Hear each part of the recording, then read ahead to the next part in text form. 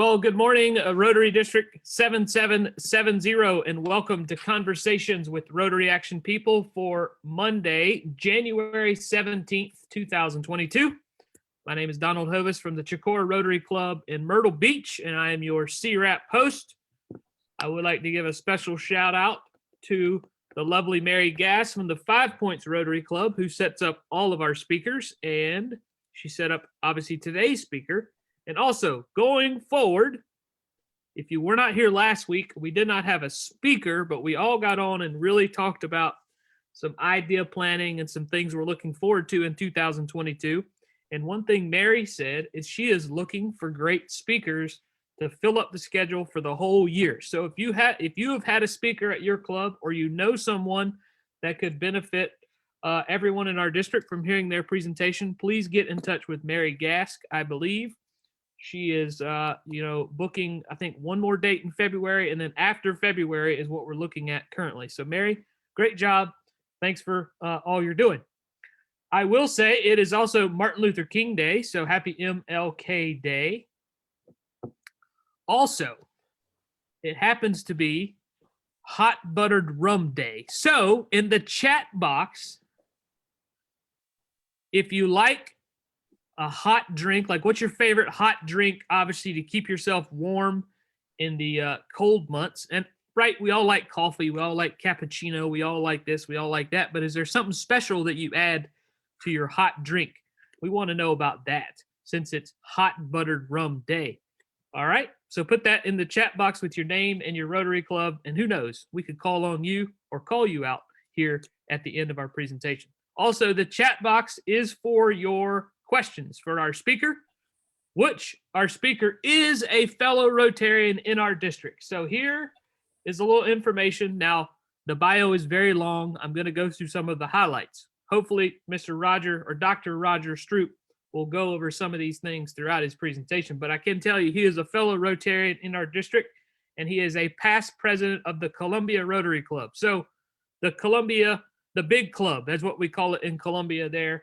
So Rodger, thank you for being a Rotarian. Thanks for serving.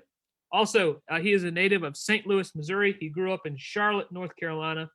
I know our district governor, Paul, will love this. He graduated with a BA degree in history from Beaufort in 1968.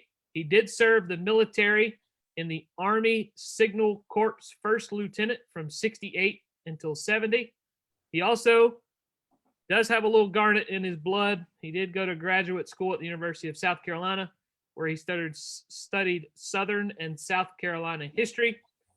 He was the director and curator of the Historic Columbia Foundation from 74 to 79. And then also for almost 20 years, he was at the South Carolina State Museum. He served as the first curator of history responsible for collecting, researching, and development of exhibits, and for the opening of the museum in 1988. And since then, up until 2009, it looks like he did some stuff with the South Carolina Department of Archives and History. How about let's give a warm welcome to Dr. Rodger Stroup. Thank you, Mr. Stroup. Pleasure being here, sir. Guys, I'm going to hit share screen and hope it works. Do it just like you did before. I know you got it. Bear with us, folks. We practiced earlier.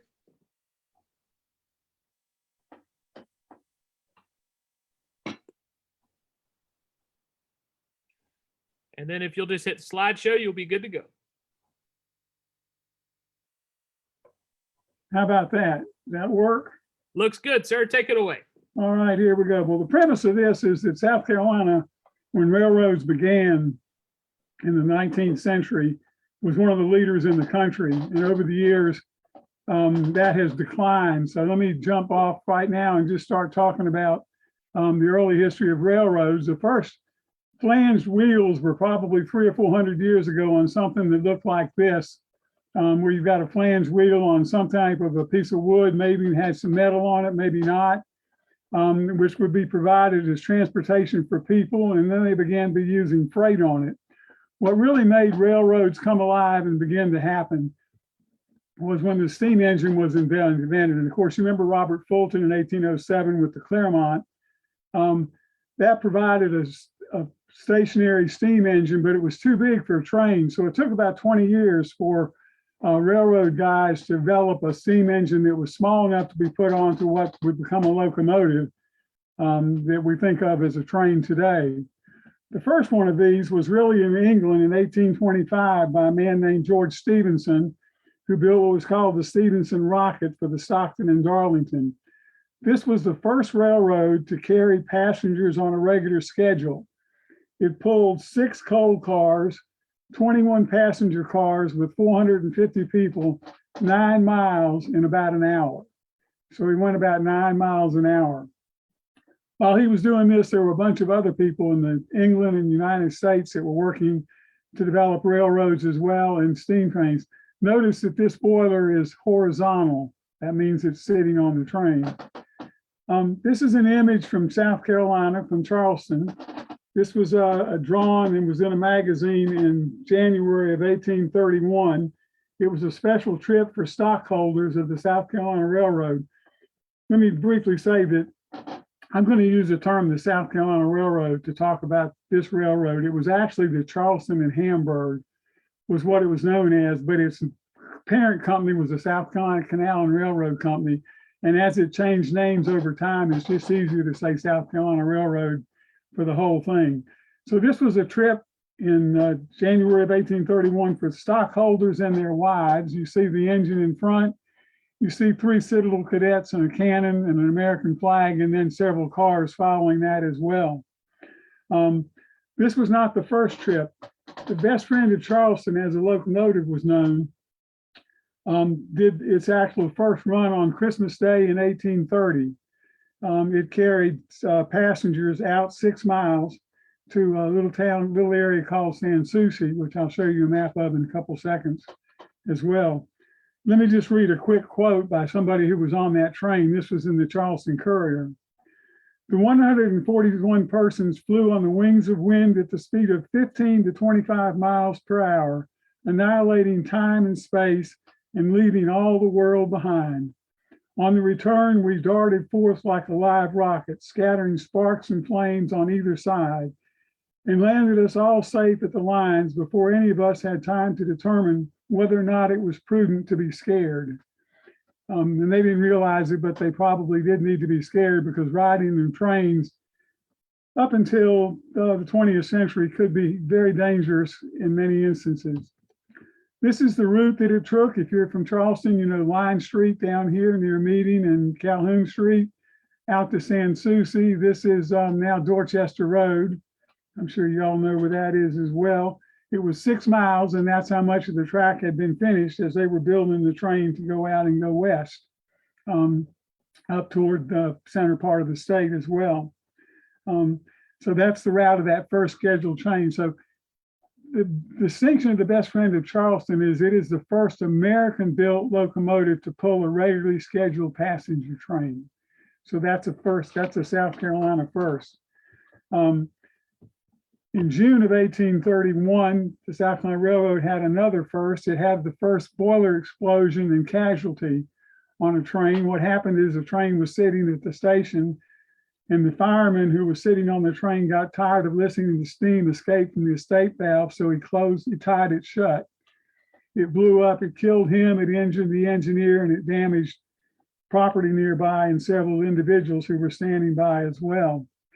Well, being very prudent, South Carolinians, the South Carolina Railroad took parts of the best friend and turned them into the Phoenix, which you see here, which was the second locomotive run by the South Carolina Railroad. The Phoenix was also, notice the boiler is vertical, the same as on the best friend of Charleston itself.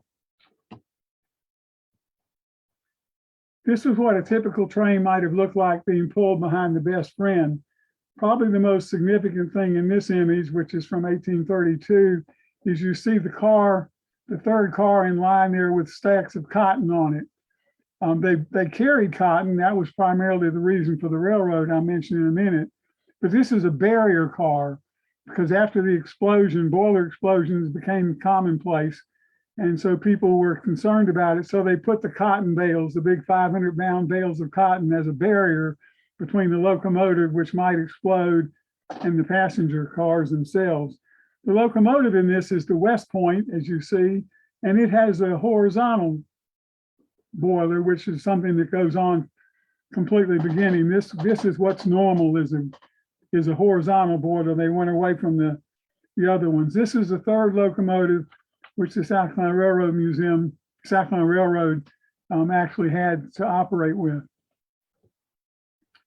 There have actually been two replicas of the Best Friend of Charleston. This one is from the 1920s. The Southern Railroad, now Norfolk Southern, traces its history to the Best Friend of Charleston and the South Carolina Railroad. So in the 1920s, most of the railroads in the country, the Baltimore and Ohio, the Chesapeake and Ohio, many of those railroads celebrated their history, the 100th anniversary of their founding. South Carolina Railroad did the same thing, and Southern built this replica with 4 cars, which they moved around their territory and used it to give people rides. So they hauled it in a train and took it to various festivals and farms and plants and wherever they could get somebody that would be interested in riding. I actually rode this up at the South Carolina Railroad Museum in Winsborough in the early 1990s, one of the last times it was out on the train itself. So this one was built by the Southern Railroad. It lived in Charleston for years in this building right near the Charleston, what's now the Charleston Welcome Center, which used to be the railroad station. And periodically it would get pulled out for special events, as you see here, and then pulled back in, but it was not on regular exhibit. And about 7 or 8 years ago, the city of Charleston took over the building, which they owned, and turned it into part of the Children's Museum. So the train was left without a place to live, but the city had promised to build a building. It took them about 7 or 8 years, but they did build this facility, which is right across the street from the Welcome Center. If you can see the little area back here in the back, in here, this is where the buses pull in to pick you up for tours when you schedule them in the Welcome Center. So it's just right across the street. There's no charge. It's got great interpretive signage. I would encourage you to go when you've got a few minutes when you're in Charleston. The other replica is at the State Museum. This one was built in the 1960s for a theme park over in Santee called Wings and Wheels. I don't know if any of us are old enough to remember that. I wasn't in South Carolina. It closed in the late 60s, reopened in Orlando before Disney World appeared down there. And then when Disney World appeared, it got run out of business. They actually gave the Best Friend of Charleston to the South Carolina Department of Parks, Recreation, and Tourism. And then in the 1980s, when we were planning and building the State Museum, the PRT transferred it to the museum. So it's now on exhibit at the State Museum, as you see. Another South Carolina Railroad first. This is the first articulated locomotive, and it was called the South Carolina. Articulated means that it's basically hinged in the middle. The big railroads that you would see with articulated locomotives were mostly in the West because of the steep turns in the mountains in order to get across the Rockies and the other mountains. They would make them so they could turn. If you had a long wheelbase and you couldn't turn one set of wheels to the others, and then you had a huge distance to be able to make a curve. So that initially they did that. So the South Carolina was the first articulated locomotive made by the West Point Foundry in New York, but made specifically for the South Carolina Railroad. Another South Carolina Railroad first for the country was running at night on a regular schedule. They operated at night starting within a couple of years from their founding. The first attempt was to build a bonfire on the front of the train on a flat car, as you can see. That didn't prove to be terribly successful. Just think about trying to look over the fire to be able to see. And so it didn't last very long. And then they went to oil headlamps, various types of oil, whale oil or whatever, up until you got electric locomotives and you got electric lights as well. But again, that's another first for the South Carolina area. The development of passenger cars is a fascinating story, but they started off as nothing but stagecoaches almost with wheels that had flanges on them to help keep the train on the track. This is from the Perth and Amboy called the Atlantic. This is a reproduction from the 1920s again. Obviously, you can't get photographs from the 1820s and the 1830s because photography didn't start till 1841 with the daguerreotypes. So these are centennial photographs, but they're replicated the original cars. Two problems with this in my mind. One, that's got to be terribly top heavy. So I'd be hesitant to ride up there. Two, I'm not quite sure how they got the ladies up there. And three, if you can see where the smokestack is, when that train is running, that's going to put out quite a little bit of smoke and cinders and soot. So anybody sitting up there is going to be quite dirty by the time the trip is over with. But that's a great photograph as well. Cars evolved sort of as you see here from the carriage on the top to the wooden cars with wheels. The wheels are spoke wheels up until the 40s and 50s, 1840s and 50s. The wheels were not solid as we see train wheels today. They were spoked wheels like wagon wheels, which is what they knew how to make. The bottom car, the pinkish one, is all wood, total wood construction. It's later on after the 1850s and 60s and 70s, you begin to get metal cars, which are a little bit sturdier and not quite as fragile and don't require quite so much maintenance and upkeep. And I put those in to sort of lead up to that South Carolinians were still trying to be innovative. This is a barrel car designed by a man in Charleston named Peter Hacker. He got a patent for this car. We're not sure if he ever built any of them, but the theory behind it was twofold. One, if you had an accident and you derailed, instead of the car crushing when it fell over and coming apart as a wooden car would, since its barrel stays, basically it's much sturdier.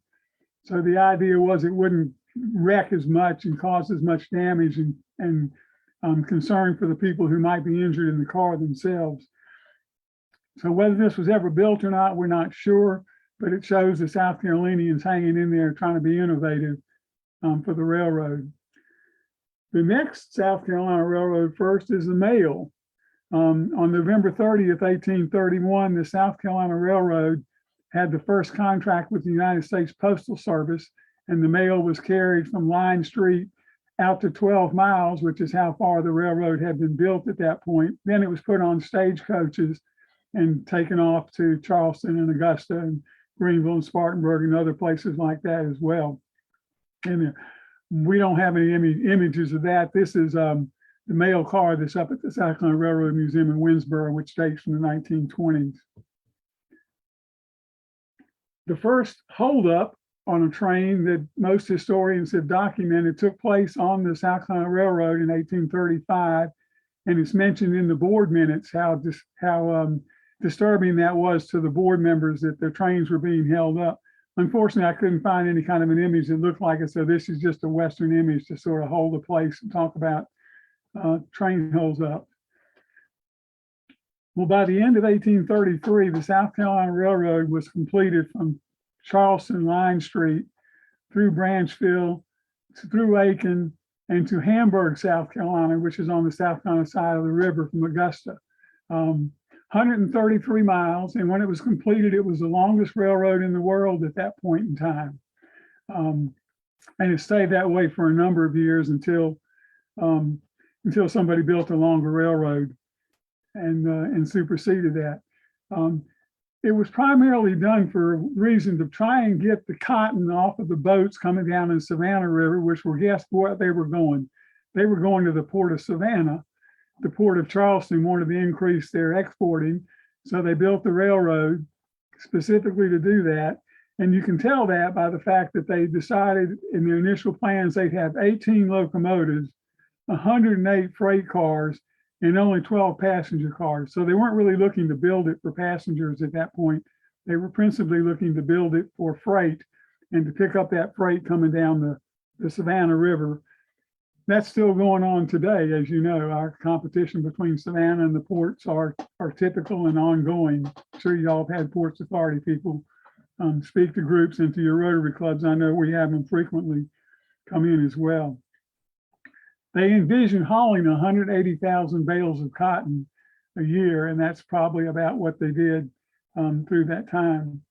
Problem when they got to Aiken was that in order to get down to the Savannah River itself, there was a steep grade going down the hill, which a train couldn't make. So they built an incline plane. As you can see here, it's operated with a wheel here. And so as one car is coming up, another car or two is going down. And this operated up into the 1840s, which was, to my mind, quite extraordinary to have something like this operating. There are remnants of this around that I've heard about. I'm not sure exactly where it was in the Aiken area, but it would have been fascinating to watch, I'm sure. Another South Carolina railroad first is Branchville, South Carolina, is the first railroad junction in the country. In 1836, the South Carolina Railroad decided to build a branch to Columbia. So they began building that branch, and when they branched off and the junction came, and here's a drawing of the station itself, you can see over on the far right-hand side, this is the track between Augusta, North Augusta, now Hamburg, now North Augusta, and Charleston, and this is the track going to Columbia. They split that track off going to Columbia. In 1836, they completed the route to Columbia in 1842. And there as well. So let's take a look at kind of where we were with railroads in South Carolina in 1860. This is where you could go in 1860. Obviously, the South Carolina Railroad was first, then to Columbia in 1842. The line to Camden was built in 1848. They got to Greenville by 1852, to Spartanburg by 1858, to Charlotte by 1857, to Wilmington and Manchester, which is totally gone, by the way, was built in 1857-58 as well. The last railroad completed before the war was the Charleston and Savannah, which you see here, which was actually completed on the eve of the signing of the Declaration, the secession ordinance. And they didn't actually have track into Charleston. They put things on boats and took them across the Ashley River into Charleston proper itself. And the Northwestern Railroad, which ran to Florence, which is now part of what is CSX, which used to be Seaboard. One thing you don't want to do, if you think your family genealogy is complicated, try following the genealogy of a railroad and how it has changed names and receiverships and merged with this railroad and merged with that one. It's a nightmare. Just drive you nuts trying to figure it out. So as you can see, South Carolina is pretty well positioned. I don't have a map of the national railroads in 1860 in this presentation, but we are in really good shape in terms of how much trackage we have. There's 985 miles of track in South Carolina, which is a fairly small state size-wise. So that's pretty good material. And you can get, it's a day trip from Charleston to Columbia. Was about a 12-hour ride when it was first completed in the 1840s. By 1860s, newer locomotives with more speed and more safety, they're able to get there quicker than that. Probably down to about 7 or 8 hours for a trip as well. But one of the things that was constantly challenging, excuse me, South Carolina was how to get across the mountains. What they wanted to do was mine the Midwest, Illinois, Ohio, Tennessee, Kentucky, and get the produce and all the products coming out of there instead of going to ports like Baltimore and Philadelphia and New York City, get them into Charleston. And John C. Calhoun was the leader of a group of men who were really trying to figure that out. This map was an 1836 map by a man named James Gadsden, which is at the Department of Archives and History. And all of these colored lines you see running through this area right in here were different proposed routes to get over the mountains. And they began this in 1836 and began working to try and figure out how they were going to get it, particularly over to Knoxville. They felt if they could get to Knoxville, from there, others would take over and connect up with other railroads as well. So that began in the 1836. It took a while before anything really began to happen. About 15 to 20 years. Who was going to fund it? Private sources, state funds, All those became involved over time. This is an 1875 ad, which I ran across, which I found interesting, because the Spartanburg and Asheville Railroad at this point is still pushing people to try and help get it, because they had not yet gotten through the mountains in South Carolina, which they had planned to do. In fact, they still haven't. If you want to go across the mountains, you've got to go down into Georgia and over and up at this point. And then this is a detail of that marketing campaign to try and get folks to buy stock in the railroad.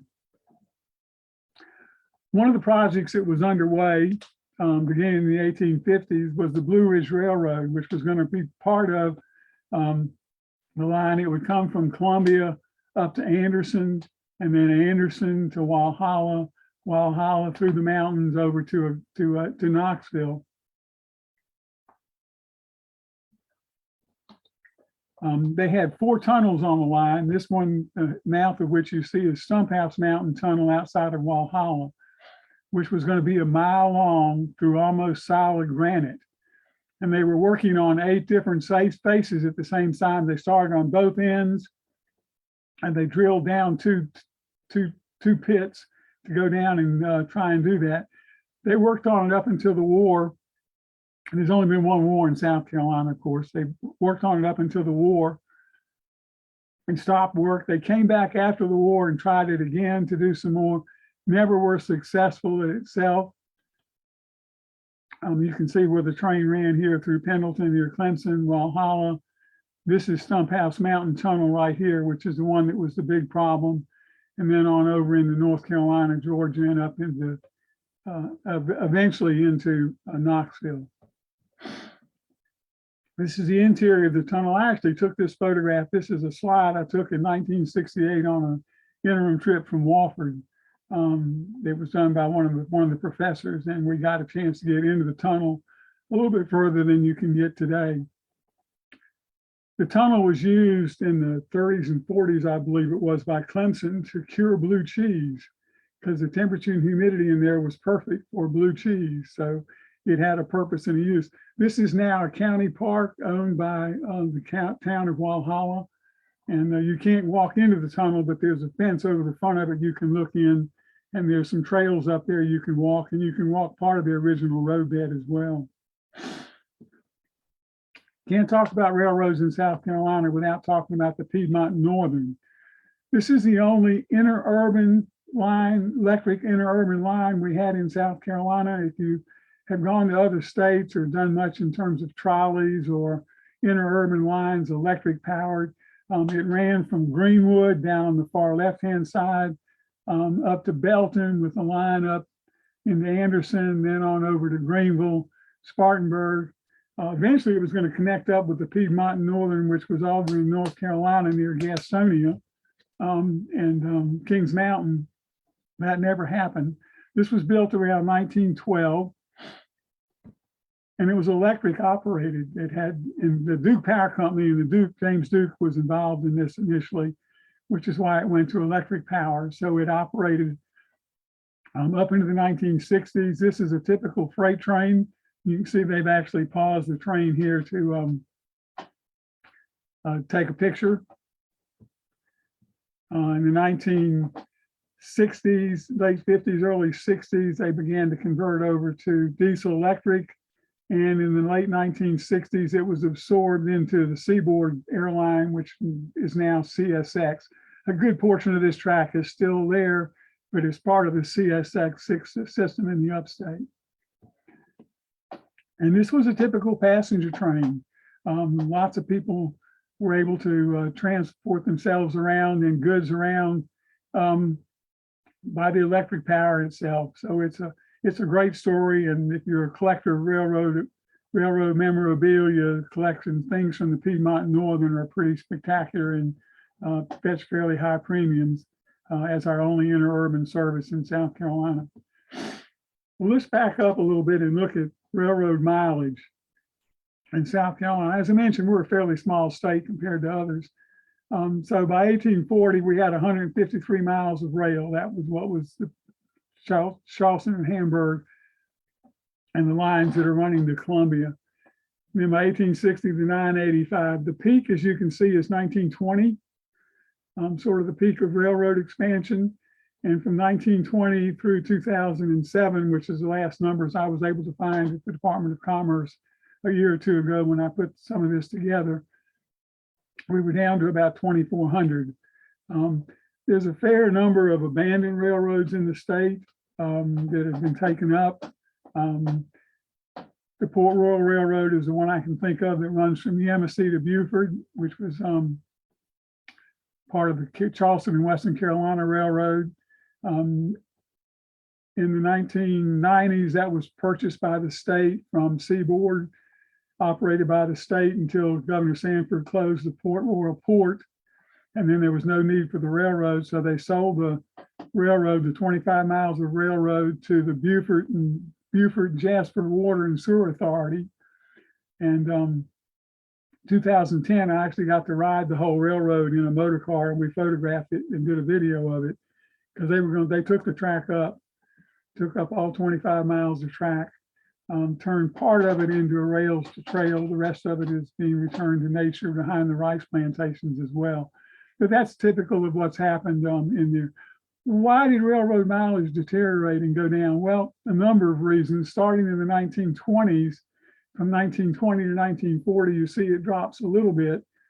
It used to be if you were in Columbia and you wanted to go anywhere in the state, you could get there in about 3 hours by train from Columbia to Myrtle Beach, to Florence, to Charlotte, to Greenville or Spartanburg without too much difficulty.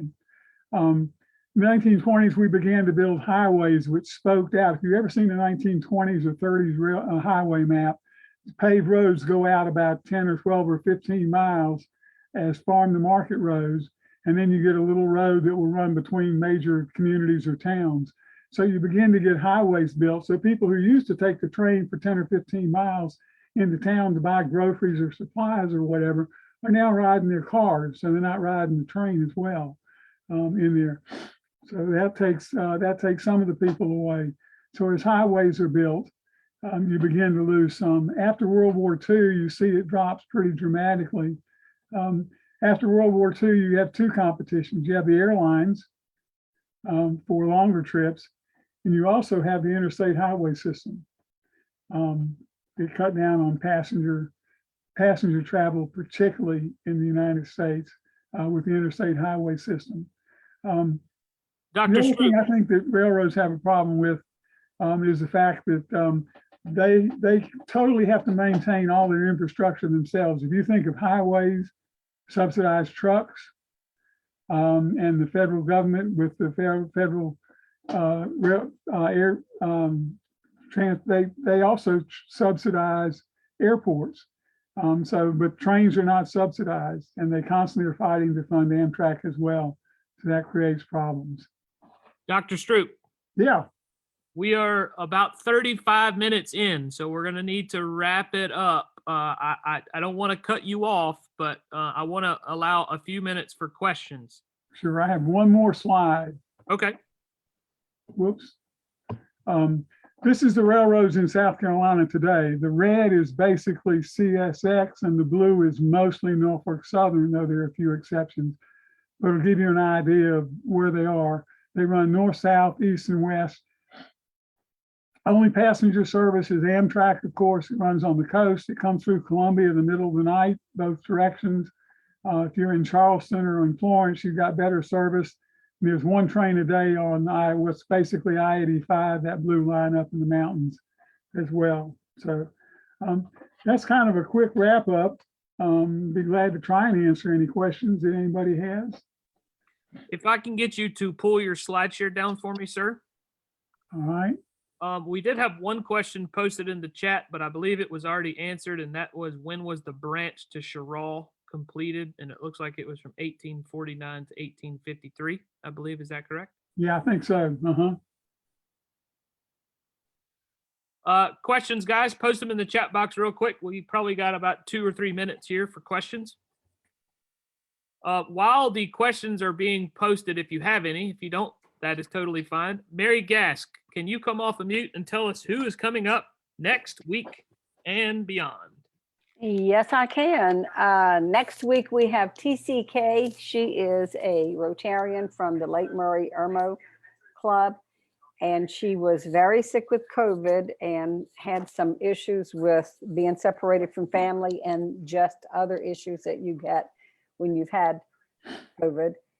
And she wants to talk about what happened to her and how she handled it and the importance of getting help when you start recovering. It was very important to her. She has a good story to tell.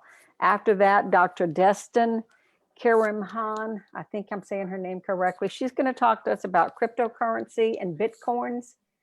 I know nothing about that, but I'm interested and would like to know. And she teaches at the University of Texas, I think, and has agreed to be on the program. And then in February, we have Seymour Josephson, who started the What's My Name Foundation. And it's a foundation for people that do share rides to protect them, their safety involved in doing that.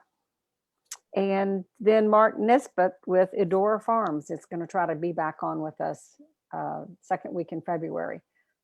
So we have President's Day, February 28th. Donald is working with Paul on that. And we're still looking for some speakers. I've got some good feeders out there. So if you know of somebody that wants to speak, that would be a good person to speak. I'm also looking for someone to talk about dyslexia. If y'all know somebody, I would really like to have somebody come on and talk about that. And I know there are lots of different areas on dyslexia, but I think that would be a good program for us, especially since we're involved with children in reading and disabilities and learning curves. So that's what I got. Thank you, Mary. Roger, I've got 5 questions and we gotta start wrapping it up. So I'm gonna hopefully we can try to get these, we can all get these answered, but I'm gonna have to cut the questions off just due to time. If you want Roger's information, he is a fellow Rotarian. Look him up. He's in the Columbia Rotary Club. First question, why has European train travel stayed healthy? Simple answer is because the governments have provided most of the funds to do it. What is in the Winsborough Train Museum? We are an operating tourist railroad that operates every Saturday during the summer and Halloween, Easter, Christmas. So just check out the website, Southland Railroad Museum, scrm.org. Why did other countries in Europe expand train operations, whereas the U.S. went in the complete opposite direction? That's a question that most railroad historians are still trying to figure out, why there's been so much opposition in this country, because it's important to keep me able to move people around. This is a comment followed by a question, so hear me out. I used to watch the Silver Comet go by between New York and Miami. Do either of those operate today? Silver Meteor and the Silver Star are still operating. One of them comes through Columbia, the other one goes down through Florence and on the I-95 route. They're still both running. And last question for you. Great presentation today. I really appreciate it. Learned a lot, actually. Really interesting stuff. Has any other trail been converted to a bike path, such as the Spanish Moss Trail in Beaufort? That's the one that's part of the Port Royal Railroad, I'm pretty sure. Yeah, there's one called the Swamp Rabbit Trail, which is up outside of Greenville. Then right now, to my knowledge, there's not any others. They're still working on parts of the Port Royal one to add more to it, but I'm not sure when that'll happen. Well, thank you, Roger. Once again, folks, if you want Roger's information, he can be found in DACDB as he is a member of the Columbia Rotary Club. Dr. Stroup, thank you very much. I will now call on District Governor Paul Walter. Talk to us about the conference, and we're under 8 weeks away now. Yes, we are. March 11th through the 13th is the All Club Conference in sunny Hilton Head at the Sonesta Resort.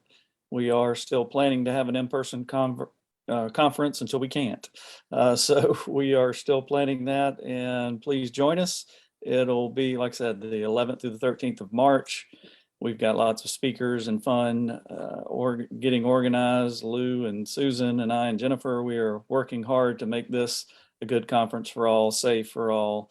And you can register already or online at DACDB. And we are also asking you to, if you're interested in going, go ahead and get your hotel reservation, because that is St. Patrick's Day weekend, or at least when we celebrate it here in Hilton Head.